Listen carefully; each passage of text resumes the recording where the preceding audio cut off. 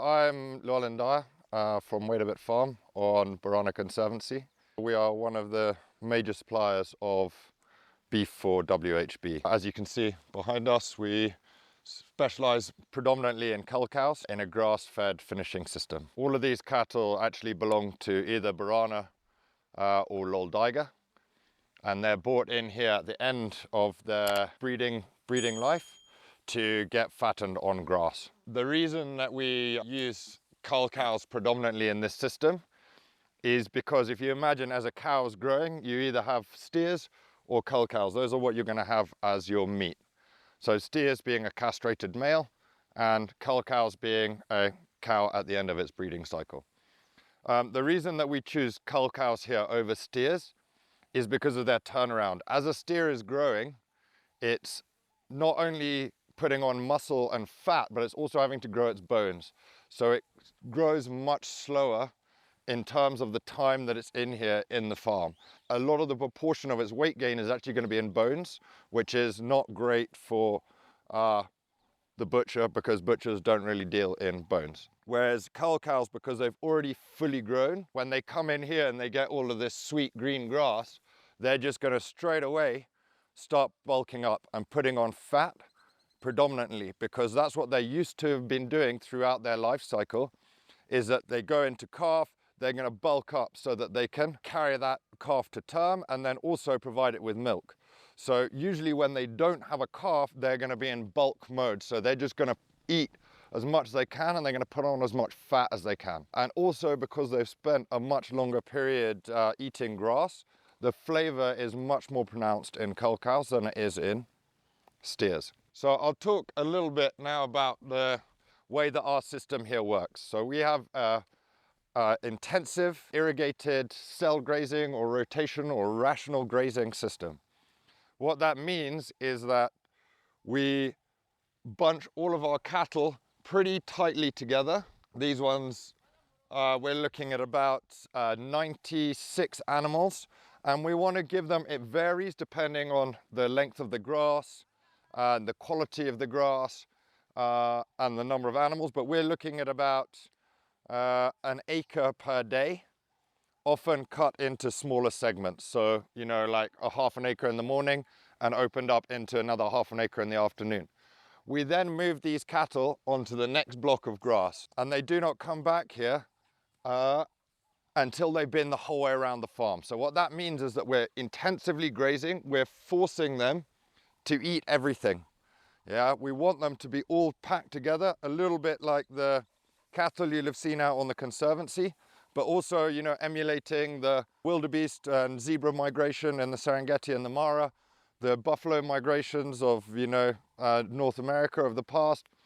We want the cows to not be able to pick what they're going to eat. We want them to eat everything, because what that means is that the grazing tolerant species, which are the sweet species, which are the ones that we really want, are the ones that are going to take over. Whereas the grazing intolerant species, they don't like being eaten, so they're slowly going to diminish. It also means that we have a very, very high proportion of recycling of our nutrients. So obviously, you know, if you look at a cow, I mean, one of its major jobs is it walks along, it's eating grass in the front, and it's crapping out fertilizer out the back, yeah? And that's what we want. This is the way that we drive this entire system, is with this nutrient cycling. Yeah, we want the grass to get eaten, recycled into fertilizer, is going to prune its roots and take that carbon and those sugars and that energy and turn it into more grass, sucking more carbon out of the atmosphere to pump it into the ground where its roots are. Yeah, so with this way, we're constantly improving the pasture. And the more we improve it, the more animals that we can have in here at a time. Yeah, and the higher the yield that we'll get off of this very small system.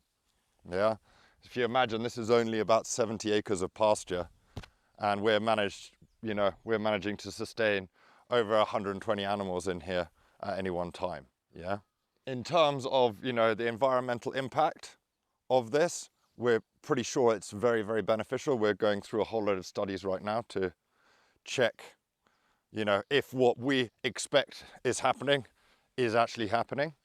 And also, you know, I'm a big believer when it comes to cattle and beef.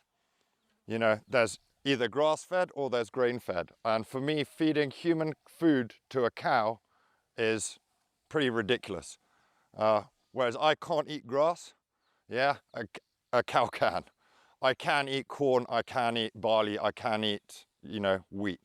So, you know, for me, I think that this, in terms of flavor and in terms of, you know, ecological and impact and sustainability, I think that this is, you know, possibly one of the most sustainable ways that you can eat beef. In terms of the health of the animals that are in here, yeah, because they're constantly moving, one of the most dangerous things with any livestock farming is actually their own manure. Yeah, it might not be that it's poisonous for them, but it becomes a vector for, you know, diseases. So if we look at it in terms of, say, something like E. coli, which has been a big problem in the meat industry in the States and to a degree in Europe for a very long time. What a lot of people don't know is that in the stomach of a cow, yeah, it's got 4 stomachs, in one of its stomachs, it has quite a lot of E. coli. Yeah, E. coli is actually, it's required for a lot of its natural breakdown processes. But on green grass and on most grass, there's a protozoa that kills E. coli. So by eating grass, I think it's, they say 1 week of eating grass will reduce the E. coli content inside of a cow's digestive system by 90%. Yeah, if you're eating feedlotted corned beef, yeah, they are often not shown any grass, so they don't have this natural balance. Yeah, so they are not going to have the protozoa killing the E. coli, so you end up with a lot more health hazards, and they have to be a lot more careful in terms of you know, what happens in slaughterhouses, because just one tiny bit of stomach contents can then infect the entire, you know, production chain. And this is something that's happened repetitively. Whereas, you know, here it's getting that balance, but they're also, because they're getting the diversity of grasses and diversity of forbs and legumes, they are actually way more healthy. It's like, if you eat a balanced diet and you eat healthily, you're not going to get sick as much as if you just eat, you know, McDonald's for every single meal.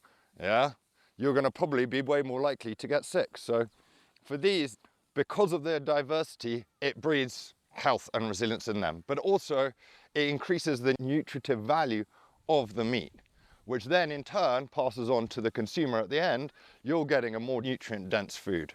You're getting more micronutrients and minerals and vitamins that are going to make you healthier, so you don't get sick. If you start at the beginning, you have healthy soil, you have healthy plants, you have healthy cattle, and then you have healthy humans, because we are what we eat. If you just eat crap, then you're going to be crap. One other thing that I could add, yeah, it goes more towards what can we do with cattle beyond us as a consumer, beyond us using it as a thing that we eat. You know, we are sitting right now at a tipping point, I would say, globally, and especially in this country. We have desertifying and degrading land that is compounding upon itself every single year. We need a tool of how can we restart ecology and biodiversity in degraded landscapes. A lot of what has caused the degradation in this landscape is mismanagement or lack of management of livestock. In permaculture, we say the problem is the solution, and the problem has been the livestock, and one of the biggest solutions that we have is the livestock. I can't go and take, you know, 100,000 buffalo, probably because there are on 100,000 buffalo in this country, and tell them exactly where to go.